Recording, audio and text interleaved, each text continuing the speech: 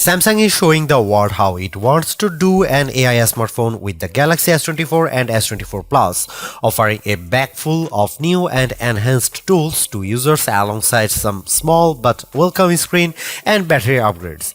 Time will tell if these phones can out AI the Google Pixel 8 or outperform the iPhone 15, but Samsung has certainly come out of the gate strong with the Galaxy S24 series. I have spent some hands-on time with the Galaxy S24 and it's already made quite a case for itself as one of the best phones you can buy, thanks to its many Galaxy AI-powered tools for productivity, photography and entertainment, and a very long update schedule ahead of it. Granted, the hardware's not changed that much from the year before, but with a larger display and bigger battery than the Galaxy S23 series and a better chip and more storage in most cases, the value of upgrading is not entirely concentrated in the software. You can expect a full review of the Galaxy S24 and S24 Plus with in-depth comparisons and testing in the near future, but here are our first impressions of the S24 and S24 Plus after some hands-on time. If you are interested in the top model, you can watch our Galaxy S24 Ultra hands-on review. Samsung starts selling the Galaxy S24 as pre-orders from today and as a regular retail release from January 31. It will cost you $799 for the basic S24 and $1,000 for the Plus. This is the same price as you had paid for the Galaxy S23 or S23 Plus last year, so we are grateful there's not been a price hike this year. The look of the Galaxy S24 isn't too far off that of the S23. The screen and back panel are both flat and are joined by metal side rails, but the phone has adopted a unibody-like design that blends all the separate panels together brilliantly. The Galaxy S23 already felt like a refined and well-built device, but the S24 takes it that little bit further. It's a pity that the frame's made of aluminum again, rather than the titanium offered on the Ultra. Similarly, the new Gorilla Armor glass material used to protect the Ultra's display is not found on the base or Plus, although you still get the previous gen Gorilla Glass Victus 2, which is rather tough already. Both phones benefit from their IP68 rating, ensuring they will survive water splashes in the shower or oats being completely submerged underwater. Looking at the screen itself, the base model Galaxy S24 gets a larger 6.2-inch OLED display with slimmer bezels compared to the Galaxy S23, while the Galaxy S24 Plus has gone from 6.6 inches to 6.7 inches.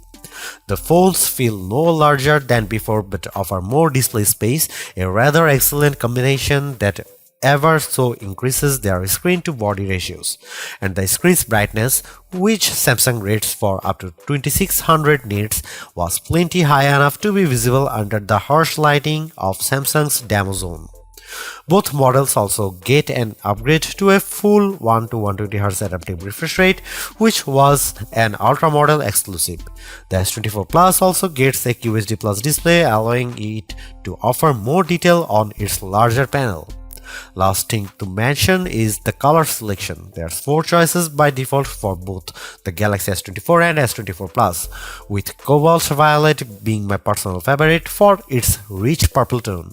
The other bold color choice for the range is amber yellow, which is oddly pale under bright light but otherwise an appealing cheerful hue. Onyx black and marble grey are very smart looking. Both the Galaxy S24 and S24 Plus have the same cameras as last year. Those are 50MP main camera, 12MP ultra-wide camera, 10MP 3x telephoto camera and 12MP selfie camera in case you are not familiar already. It would have been nice to have some sort of camera sensor upgrade like the Ultra got for its high-res telephoto camera, but in my time with the S24, I found it capable of taking sharp, vivid photos backed up with some of the best photo processing in the business too, especially with the AI abilities I'll get to later. It's also good to see Super HDR support. This means brighter and more colorful images in the preview window while taking photos and while looking at them later in the gallery app and also on Instagram.